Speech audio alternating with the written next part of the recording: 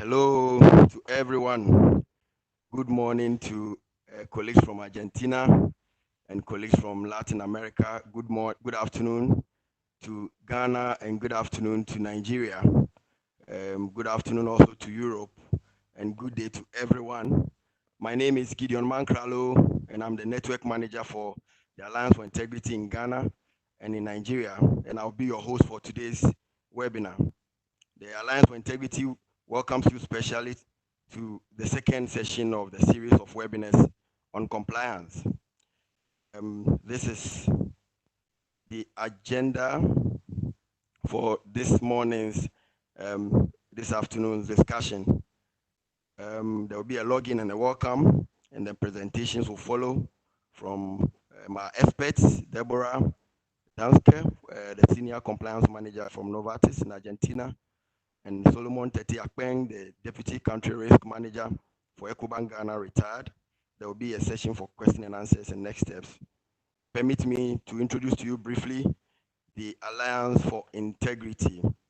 The Alliance for Integrity is a global not-for-profit initiative seeking to be the global game changer for enhancing business integrity through multi-stakeholder collaboration. We do this through compliance trainings for businesses, peer-to-peer exchanges, webinars, podcasts, and the use of an app which we call the Integrity app.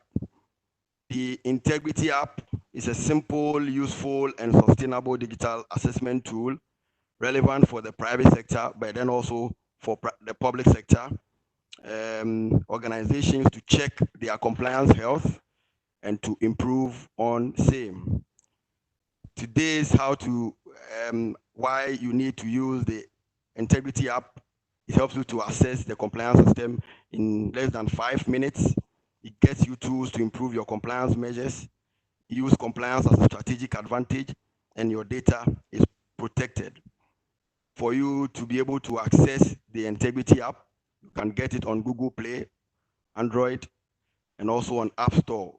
Else, you can go to www.theintegrityapp.com and you can download the Integrity app. Today's webinar is on the topic risk analysis. And to help us deliver on this objective are two experts that we have from Latin America, Argentina, and also from Ghana. We have Deborah Danske, the Senior Compliance Senior Manager from Novartis, Argentina, and Solomon Tete Akpeng, the Deputy Country Risk Manager for Ecobank Ghana, retired. This webinar is intended to be very interactive, so kindly use the chat button below your screens to type in your questions and your comments and your suggestions. These will be read out and addressed by the facilitators at the end. An opportunity will also be given after the presentations for participants to take turns and put on their microphones and ask questions or make comments.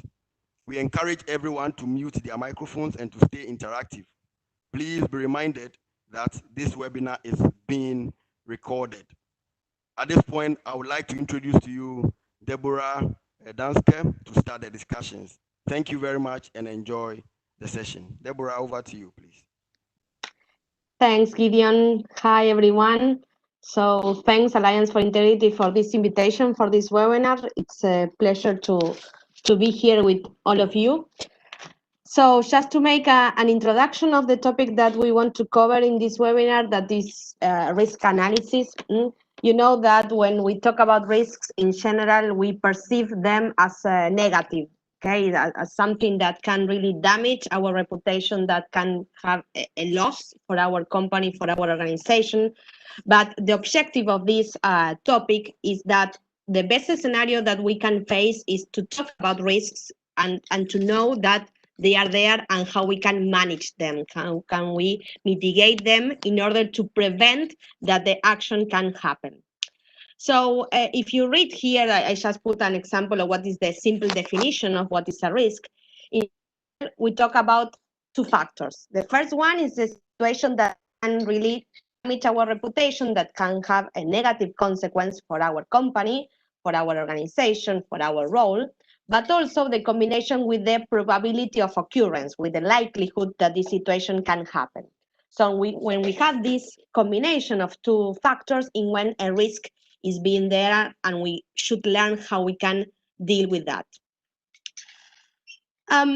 So why we are here and why we are really reinforcing the topic of making an anti-corruption assessment, anti-corruption management process. You know that all organizations, regardless of their size, regardless of their business, regardless of the industry, yes, we are exposed to corruption risks. And luckily, yes, in nowadays, especially yes, in COVID-19, as Solomon will talk later, we are facing the different type of risks, especially the ones related to corruption. Of course, that in all integrity programs, it's required, or it's a good practice to have an anti-corruption risk management exercise, because what we allow that to do it is to have a preventive approach, right? When the bomb explodes, it's later to take a decision, to take an action, just to reduce the impact of that situation. So the idea of to have an adequate risk management is to have a preventive approach, right? How we can avoid misconduct, how we can avoid that a potential situation related with corruption can occur. And also, yes, the outcome of this exercise will allow us as compliance practitioners, yes, as integrity officers, to have a better prioritization of efforts. Okay, so what will allow us to do it is us to know where our highest risk is, areas that we should our resources, our human resources, our financial resources in order to prevent that the situation can occur. And last, what I would like just to emphasize is that we should think that this is a continuous process. It never ends, right? When you define the risk, yes, you mitigate, then the wheel starts again. So, and especially, yes, if you read the recent FCPA guideline that it was recently issued by the DOJ, yes, they were really focusing on this concept, right? That risks are evolving, risks are dynamic, yes, and it's an exercise that we should evolve and really take a look on a frequent basis. So how we can evaluate risks, right? Basically, it consists of 4 steps. The first one is the identification of risks. Then we should take a look on how we can evaluate them. Then we should mitigate, and last but not least is the monitoring aspect. Of course, that when we talk about this methodology, this is not only applicable for corruption risks. This methodology can be used for the other type of risks like legal, finance, human resources, etc. Okay, so it's important to mention that the methodology that we propose here can be used for the different type of risks, and it's not only related to the one of integrity or corruption risks. So the first step, as I mentioned before, is the identification of risks, right? And perhaps for those organizations that are really making their first steps on making this exercise for the very first time, is perhaps the most difficult part, right? So the question here is, okay, where the risks are? And I understand that this is something that it cannot be easily identified because we are part of the system, we are part of this, perhaps some business practices that can be changed or that can address a risk. And as I mentioned in my introduction, yes, in general risks, we are perceiving this as a negative, as something that we don't want to talk about, yeah? And I want just to emphasize that the best scenario is that we should talk about risks, yes, and how we can mitigate them. So here, when we identified, I consider that we should look, for example, at the gray zones. What are the gray zones? That situations that, depending on how they are structured, depending on the business, right? Depending on the size of the company, it can be something that can be perceived or can be corruption, right? So gifts, for example, donations, political contributions, trips, T&E, right, travel and entertainment expenses. So depending, yes, on how they are structured, it can be something that can be a corruption or something not. So it's important to start looking at this type of processes, how they are being done in your organizations. The second one is related with your business model, right? How the organization is being set up. Yes, how is the business effective? So, for example, yes, if you have interaction with public officials, yeah, if you participate in tenders, if you have conversations with different right payers, with different legislators, right, congresses. So it's important to look, yes, if you have any interaction with public officials, because this type of situations can lead or may lead to corruption actions. Also, of course, the interaction with third parties, right? If you take a look at your value chain, if you take a look at specific vendors, yes, that if they act on your behalf, right, we are or they are responsible for our integrity program as well. So it's important to know, yes, how this type of interactions are being done in your organization. Also, I want just to point out that this is a participative exercise. It's not that the compliance practitioner or the compliance officer or the ones that play that role in the organization must be done alone, right? It's not the exercise to be done like that. The importance here is that we have different voices, different people sit at the table, different areas represented there, so we can have different opinions and different views of certain situations, right? Risks in general can be perceived differently, so that's why I'm saying that this is important to be done collectively. Also, just as a tip, yes, it's important to take a look about internal and external resources, right? Internal, you can see at your internal audit reports, at your brainstorming situations that you have with your employees, at your working environment survey, with your field visits, right? Or if you go to an event, or if you go to a site visit, or if you accompany some people from the organization to an interview with the public official. This is something that can really lead to us to a specific conclusion if there is a potential risk or not. And also external resources like industry report, like the CPI index that can have a sense of what is the corruption being perceived in a specific country, depending on how the country is being evaluated, right? But these are the type of things that we should take a look on that.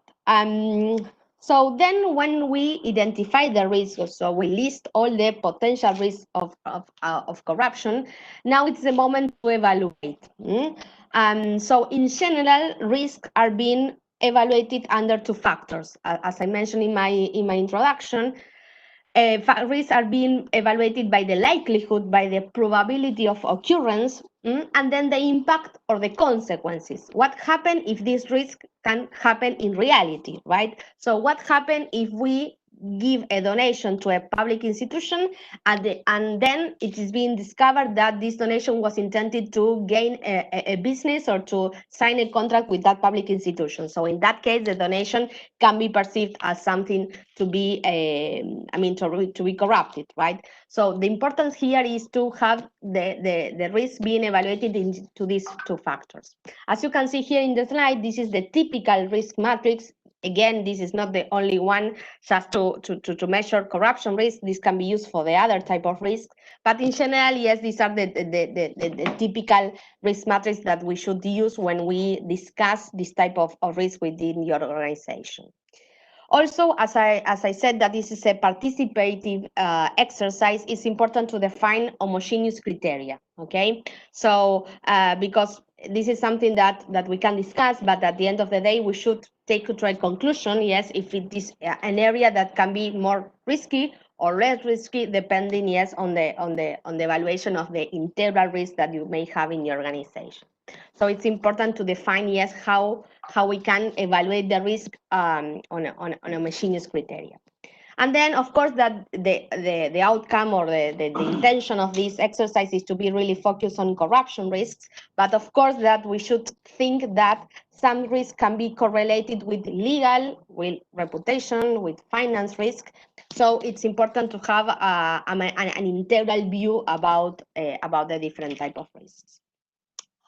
So once we have the identification of risk, so yes, we say that donations, payments in cash, interaction with public officials, etc., then we evaluate them.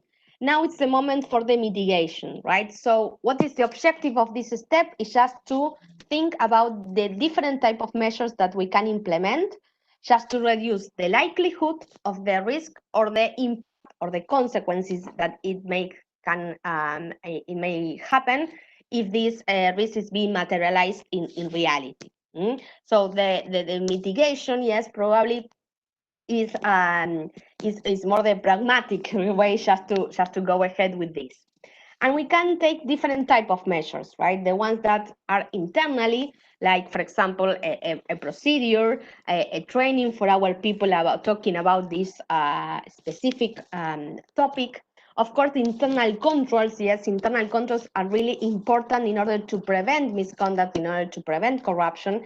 So, for example, if we take donations, yes, and we identify that there is no a procedure on how we are going to give donations to public institutions or whoever.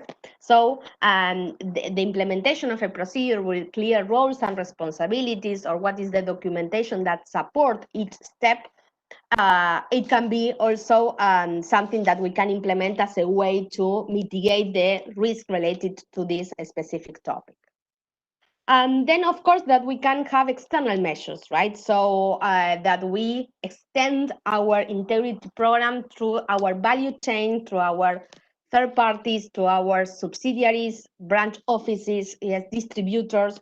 So depending, of course, on your business model, it's important to think that depending on the maturity level that you are in the integrity program, something that we can also take in consideration is to go outside of the company and take actions related to third party, to your value chain.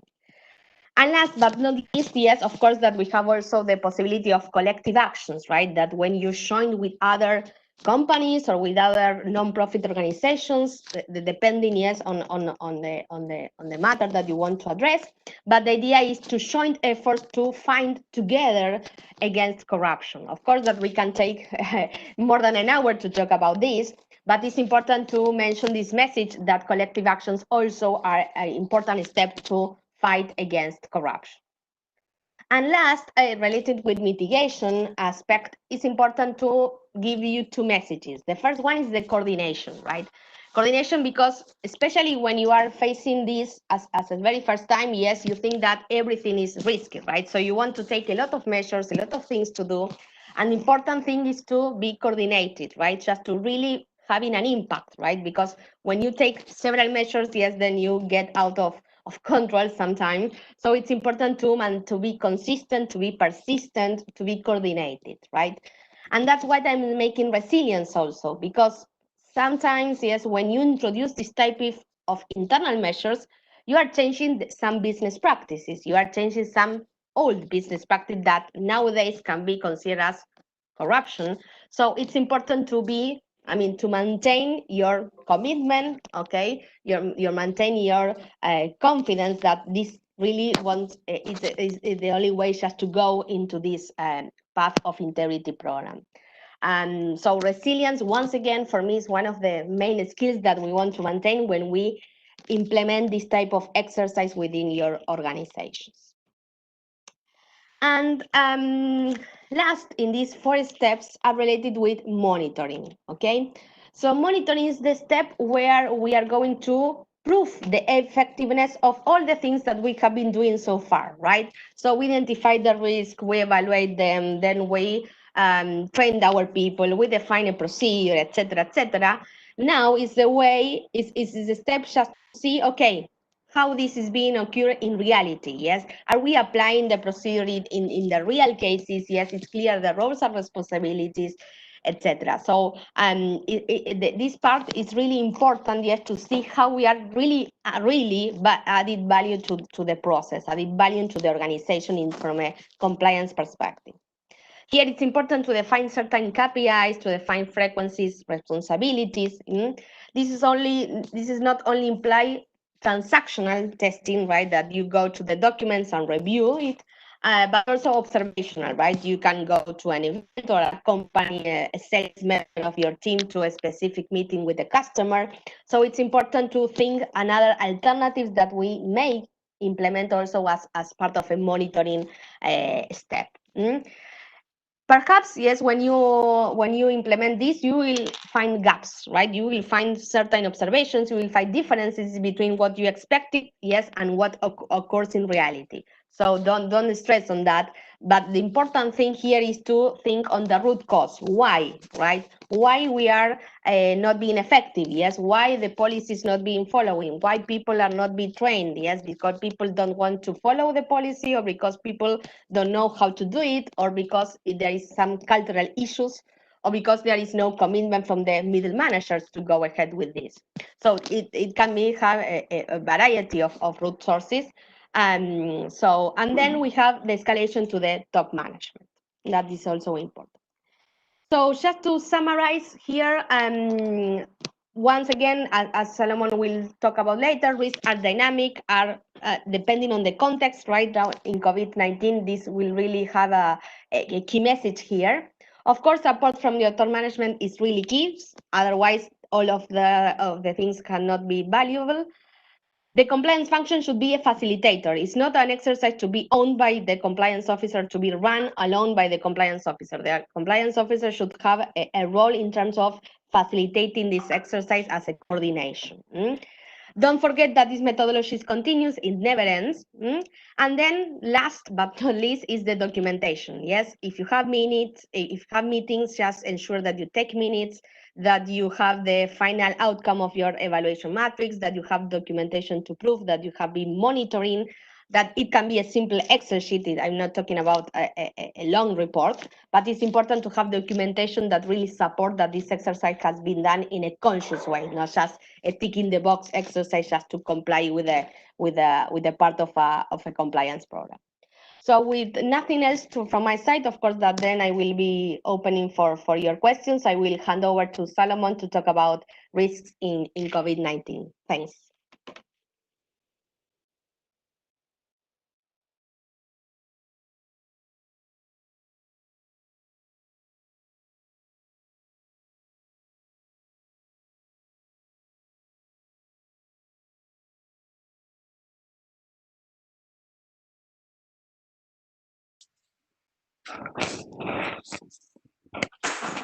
Thanks, Deborah, for your presentation.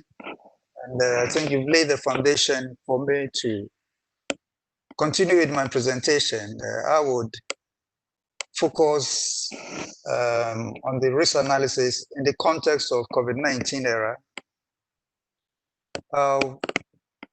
Risk is applied in the era we find ourselves in. By way of introduction, I'll say that the economic upheaval brought about by the COVID-19 pandemic has left many companies facing unprecedented pressures to stay afloat. And the SME has become a very vulnerable sector in this COVID-19 era. COVID-19 is all encompassing, and governments, we had before then thought they have the highest capacity, are also struggling to respond or keep at pace in all the areas and challenges that COVID-19 is bringing us in. The panic situation created by this pandemic has led to the relaxation or inability to deploy certain traditional compliance tools. There have been several knee-jerk reactions since the onset of, and companies and organizations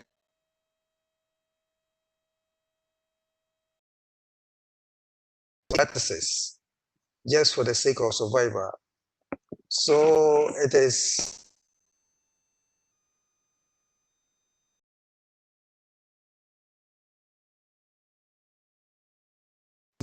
especially this, which has been very vulnerable as a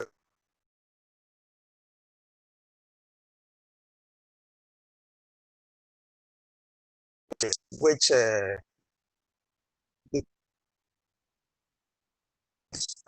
we entered this COVID-19.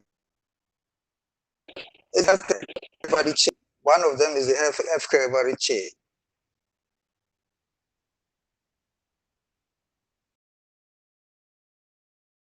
it's understandable because in front line in terms of combating or fighting of COVID-19. A lot of resources have gone into this sector, and that creates the probability that corruption in this sector will be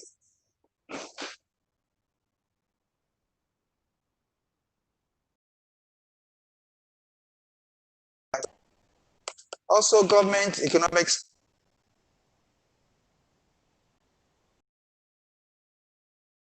to address or combat the effect of COVID-19 on citizens and the economy. The question is, are all these resources getting to the target beneficiaries?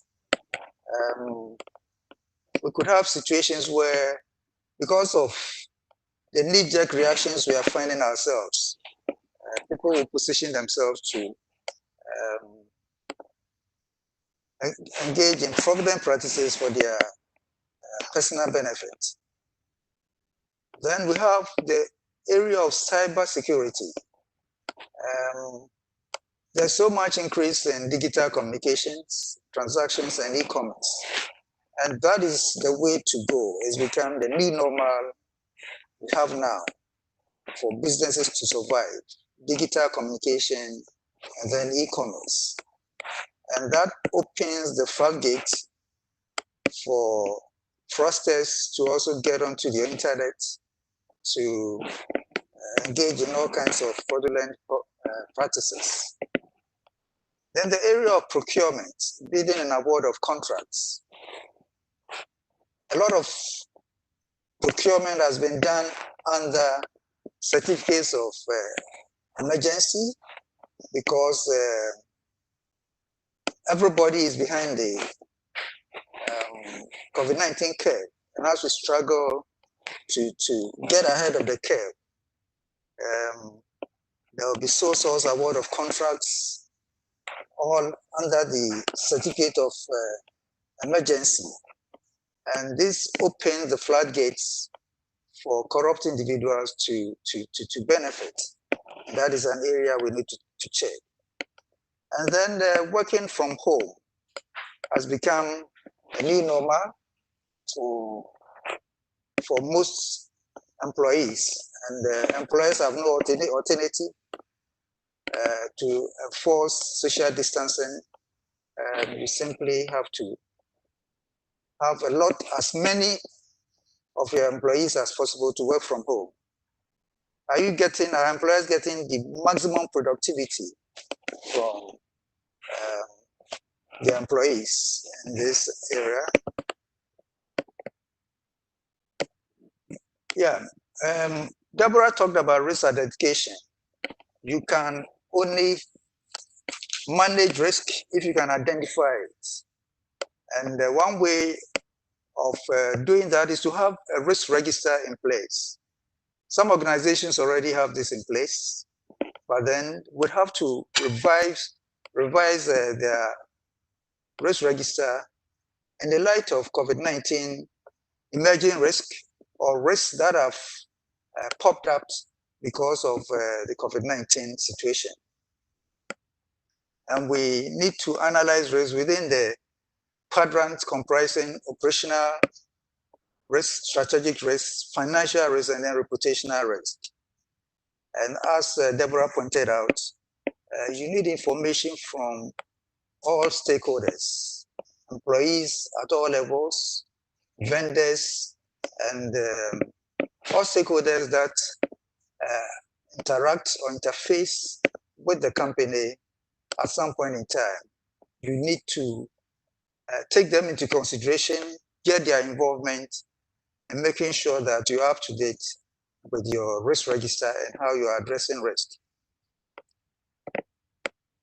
And everyone is chasing the COVID-19 curve, but then some organizations are moving faster than others.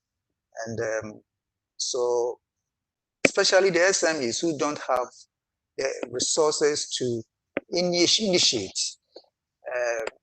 It wouldn't be surprising if the SMEs would be following in terms of learning best practices that other organizations have put in place in response to corruption risk relating to bribery and corruption.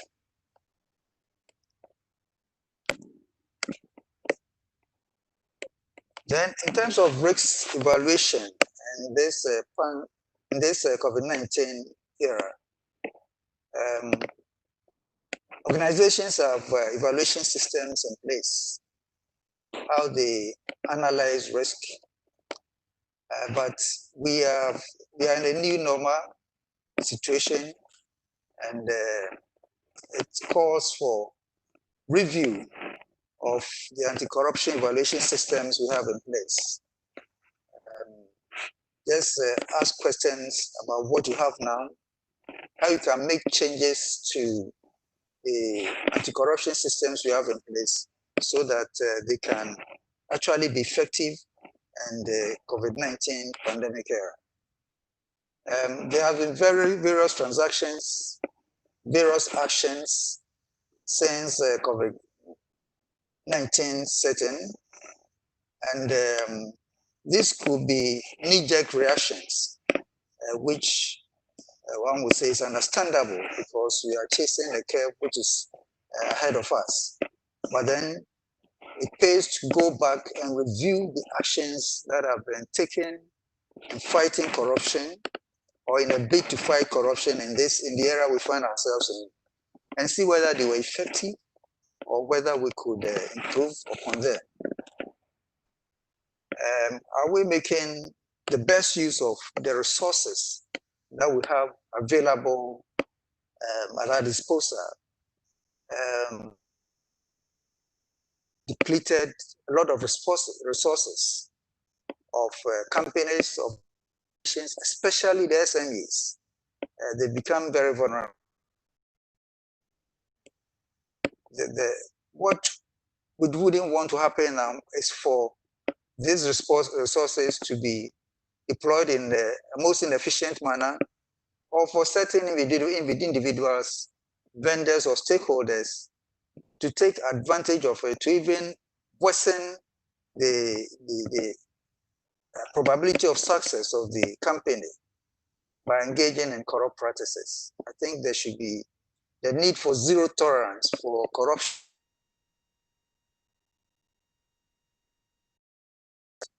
in this COVID-19 era.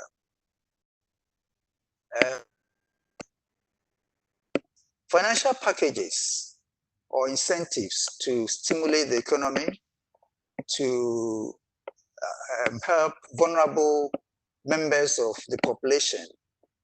Are they getting to the target beneficiaries? Attention is being focused on COVID-19 so much that the kind of attention that has to be given to compliance in terms of corruption might not be adequate, and people could take advantage of it. So we need to analyze whether we are actually paying the needed attention to anti-corruption mechanisms that are in place, or whether we need to improve on these. In terms of risk mitigation,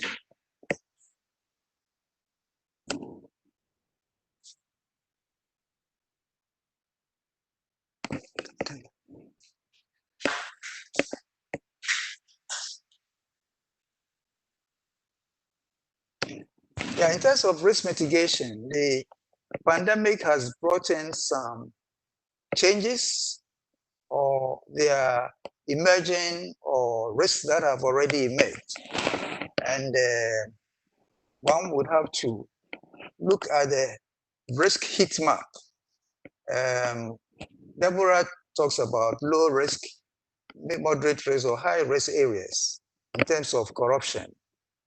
Has it changed in this COVID-19 era, or they remain the same? Certainly, I don't expect the level of risk in all areas to remain the same. There might be changes here and there. And depending on what changes have evolved so far as the risk map is concerned, heat map is concerned, we need to allocate resources appropriately. We need to review our codes of conduct, our complaints mechanism, the integrity due diligence, and then our sanctions policy, whether we need to review them in the light of COVID-19, whether they are relevant or we need to improve upon them to make them relevant in the era we find ourselves in.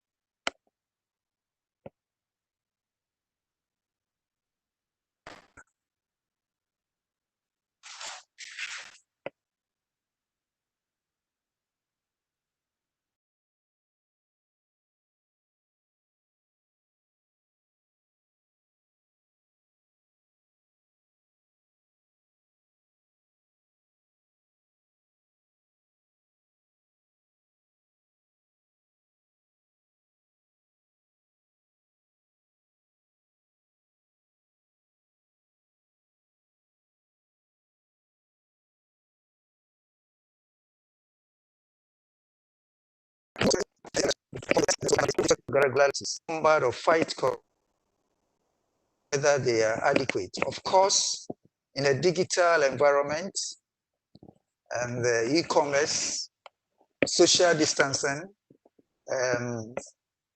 it goes without saying that we need to apply a lot of e-monitoring tools because there are travel bans and you can't travel for long distances just to inspect a project.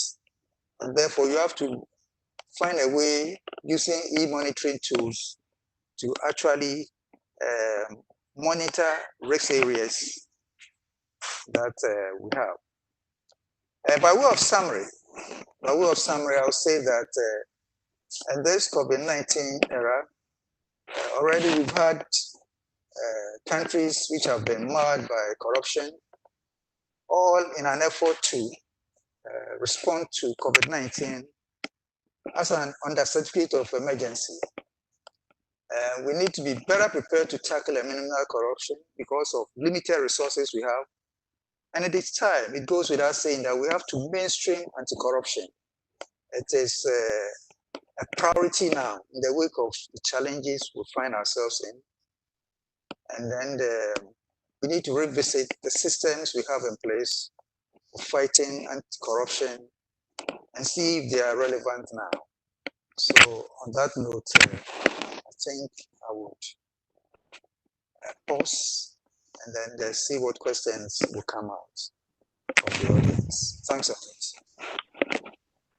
lot. Thank you very much, Deborah and Solomon, for that detailed and insightful presentation. Participants, colleagues, we are open for questions now. You may type your questions in the chat box, or you may as well use the raise your hand button and raise your hand to be called to ask questions. I think we've had some very, very interesting presentation from the presenters now, and questions are now welcome. But before I would take any, I would want to quickly ask Deborah this question about the gray areas. Is it possible? Is it possible that some gray areas may apply to some industries and sectors and not others, especially when it comes to travel and entertainment, with business development officers who are or managers who are required to meet some targets and would need to fly in some government officials to inspect certain plants and processes and procedures so that they are able to win some contracts. Is that those gray areas? Are they cross? Is it a blanket gray area, or we should target it to specific industries or even to companies specifically? I don't know what you think about that, Deborah. Yeah, of course that in certain industry again, depending on your business model, this can be a more, white or blank area, right? Depending on how your business says. Of course, that we are not saying that, for example, site visits or visits to plants, for example, if you have a specific plant or if you need the inspection for some government officials, that will be prohibited, right? That is not the intention of making this analysis. Of course, that if we allow them to do it or because we are required to do it, the importance is to establish certain controls, right? That we are going to, for example, how we are going to select the public officials that will go to attend. Yes, that you are not going to pay any entertainment related to this type of trip, that you are not going to pay any extension of trips, or that you are not going to pay any accompaniments, yes, for the public officials, right? That you are going to stay at a business hotel, and that you are not going to stay them at a luxury hotel with a spa with so many amenities, yes, that can be perceived as corruption, right? That is be strictly related to business purposes. That is the main concept that you should take in consideration when you have this type of interactions with public officials, especially with site visits, right? But the message here is that we are not intending to prohibit it, right? The main concept is that, okay, if we have to do it because we consider that this is a legitimate business exercise, a legitimate business expense, we must ensure that the concepts related with that we have the right controls to avoid that this type of interactions can be considered as corruption. Okay, but once again, this really depends on the business, right? And how, what type of interactions do you need really to enable and transparent. I don't know Wow. if Thank you Gideon, very I much, answered your Deborah, question. If there are for other that. additional And questions. just to, yes, I think you answered my Yeah. question. And just to quickly follow up on that before I move to Solomon, um, what details? Daniel wants to know what details are captured or supposed to be captured in the risk register. What kind of details do we need to have in the risk register of the company? Maybe Deborah, you want to help us with that, and then we'll pick up with Solomon as well.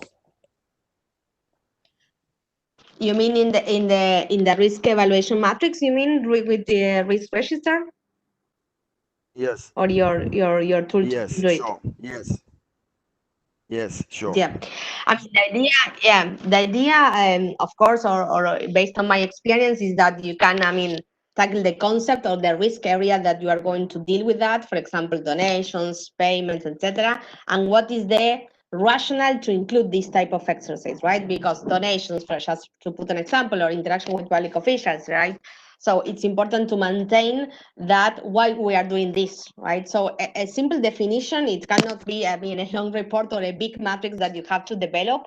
The idea is just to have more, as much as simple as we can, in order to be understood by everyone, right? As I mentioned in my presentation, the idea is to have a constructive and a participative exercise. So, with the name concept, yes, the details that you want to, just to have a better understanding of what we are talking about. And then, yes, how we are going to classify it based into the two factors, the likelihood and the impact of consequences, right? Of course, depending on the company and how you want to go deeper or not in the exercise itself, right? But basically, yes, with the name of the area, right, of the name of the gray zone or not, right? Donations, payments in cash, interaction with third parties, etc. Be and a simple description of what we are talking about and why we are including that, right? And this can, of course, be the outcome of the discussion that you may have with the internal employees. Okay, and the idea then, if you can, of course, maintaining the confidentiality of this, because this can be a sensitive information, but that you can spread into organizations so everyone can really know why are the risks there, what are we doing to address them, to mitigate, yes, and how we are going to monitor. So is something that can be really, is a useful tool that we can spread into the organization, once again, to continue strengthening our integrity program. Thank you very much, Deborah, for that explanation. Let me and colleagues, let me quick by typing directly into the chat box that you need answered. You can direct it to a specific presenter, or you direct it to me, and I'll read it as well. We have your hand button. So if anybody would want to ask your hand by clicking that button, and I would give you the opportunity to ask a direct question. You can ask questions by typing directly into the chat box. Senior Solomon, I will ask you a question. And before I come, I see Claudio have asked a question, but let me quickly ask a question to Senior Solomon. We are in COVID, and it's a pandemic, and it's ravaging the entire world. Everybody is, all government and organizations, international organizations are all working on getting ahead of the curve, as you have mentioned. Is it the time for us to be so much focused on corruption risk? Because now we need money to be able to deal with the pandemic. We need to procure PPEs, we need to test people, we need to isolate people and make sure that people are feeling well. So is it not the case, or should it not be the case, that we should rather focus on dealing with the pandemic, and after that we can come and look at corruption and corruption risk issues as regard to COVID-19? If you would want to respond to that, please. Yes, the whole world is in agreement that we need to go headlong and then get ahead of this pandemic. Okay. But then you would also agree with me that we have limited resources to do that. And we need to protect those limited resources in terms of financial resources. And therefore, they need to plug holes of leakages in terms of corrupt practices or fraudulent practices in any organization. Cannot be overemphasized. In terms of why we should still have time on the processes to fight corruption at this time, you need to have a balance. You need to have a balance as to what is really a high-risk area, which one needs to focus on, and then what maybe you can manage. So it's a balance. Having, whilst fighting and trying to get ahead of the curve, identifying high areas of corruption risk, and making sure that you also allocate resources there to block it. Otherwise, the little resources you have would also leak out, and we'll have no resources or very little resources even to find the pandemic we're all trying to get ahead of. Wow. Thank you, Sir Solomon. Back to you, Deborah. What are the challenges and opportunities of risk analysis, especially in the light of the digital age, and how can digital solutions improve the transparency process? So, what are the challenges, especially looking at the digital age we are in now, and how can digital solutions improve the transparency process? Deborah, you may want to respond. Yeah, sure. Then after my answering your question, I have received some questions in private from Joseph Azare, I think. So then I will answer them. Okay. Related with some questions. So in relation with risks and COVID-19 and digital, I think that more than ever we are in the perfect stage of using more than we used to have in the past about digital tools, okay, and using analytics, yes, and how using big data to preventive misconduct or to preventive corruption. Of course that in general, in organizations, we have not been prepared to do that. And that is the gap that we should address as far as we can in order to embed this type of new exercise or new methodology to address risks from a COVID-19 perspective. But of course that digital, of course, that can bring opportunities and also risks related with that, right? Because of course that we are really turning our business model into more digital interactions and using more digital tools. But on the other side, yes, we should be aware of the risk related with that Solomon explained very well. So we should maintain a balance, right? And think how we can ensure the endurance of this type of interaction, right? Because when we talk about digital, and we are really encouraged to use written communications and more written communication that we used to be in the past because of the prohibition of oral communications of interactions face to face, right? This type of changes into the way that we interact with our customers, with our vendors, with our employees, yes, are really, can have a risk, of course, from a data privacy perspective, but also in terms of evidence, right? We, as compliance officer, we were really enforcing the need to document everything that we do, okay? But nowadays, yes, we used to have real, training on how we can, or how we should communicate, yes, things in this new area that we have in COVID-19. I don't know if I have answered your question. And then I can answer the other question related. Yes, move to the other. I can answer the other question from Joseph. Yeah. Okay. Because Joseph just asked me about the risk. What is the differentiation between risks from threats and weaknesses in a SWOT analysis? So my question is, this is a methodology that you can use or not. Of course, that this is the most traditional or conservative methodology that we can use to analyze risk. Of course, that SWOT analysis can be complementary, right, to this exercise, because this will lead you, to perhaps to the same conclusions. But the importance of this methodology that we have presented is that you have to follow a certain path to ensure that we have a risk management process really effective, okay?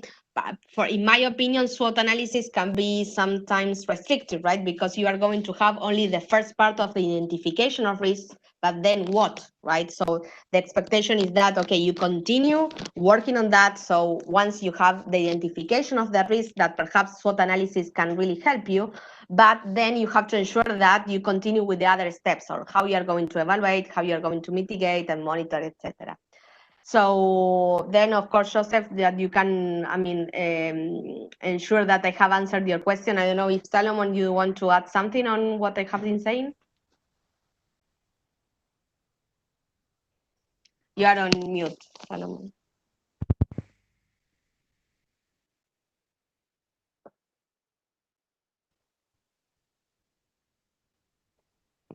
Yes, what I would say is that in trying to fight corruption in the digital era we find ourselves, this has even been made more relevant because of the COVID-19 situation, social distancing.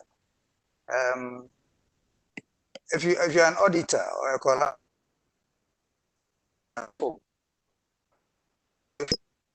action sports, and yes, you need to monitor. How do you do it? You require the digital tools to do that, so that you can sit from the comfort of your home and just monitor what is going on in certain action sports, also distant from you. Somebody has asked a question about how we can apply this tried and tested immunity tools for a financial institution. And I would say in the bank, in this era, there's more traffic on the internet, digitally. Governments have to increase transaction limits for mobile money transactions, and this will mean more cyber risk for the banks. And already banks have some tools in place to monitor suspicious transactions in terms of anti-money laundering.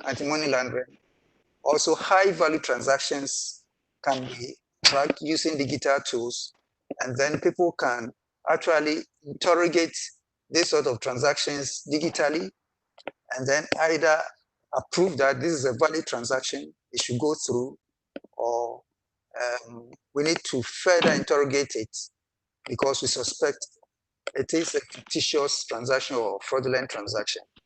So these are tools that are already in place, but even in this COVID-19 era, there's more traffic.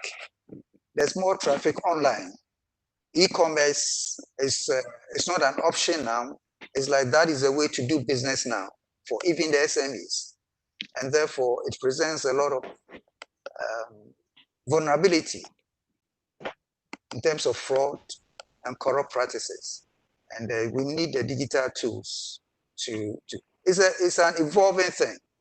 You know, there is a time for us to think outside the box to see whether the digital tools we are using now will have to be enhanced in order to combat the challenges we have in this COVID-19 era.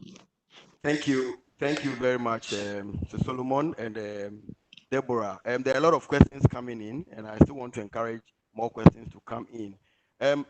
Sir Solomon, let me follow up with you on this question, and then I will let Deborah respond to a question from Mary. And this question is about the risk register, and it's directed to you, Sir Solomon.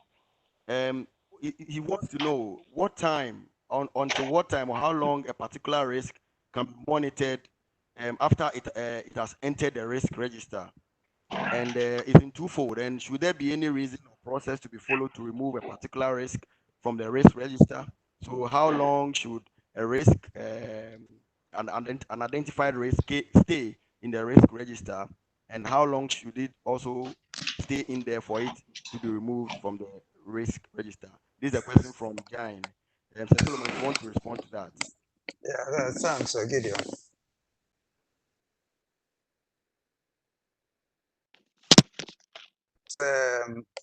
An ongoing thing. Is dynamic, and for most companies, there is a board risk committee, and I would expect that the board risk committee changes that have emerged or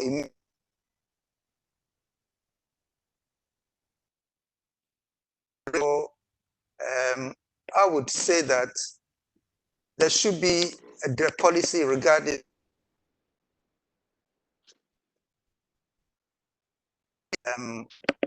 any board risk committee at any sitting. We want to know what changes have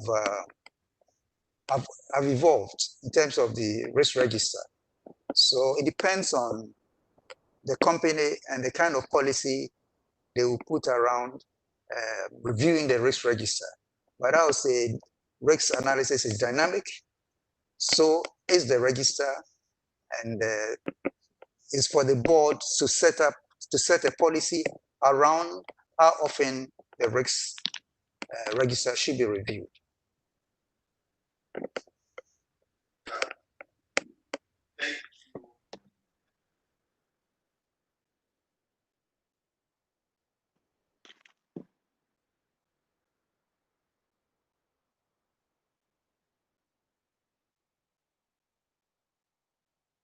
Thank you very much, Sir Solomon.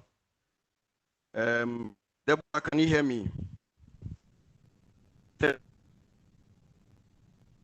Mary has a question for you, Deborah, and she wants to know for some examples of indicators.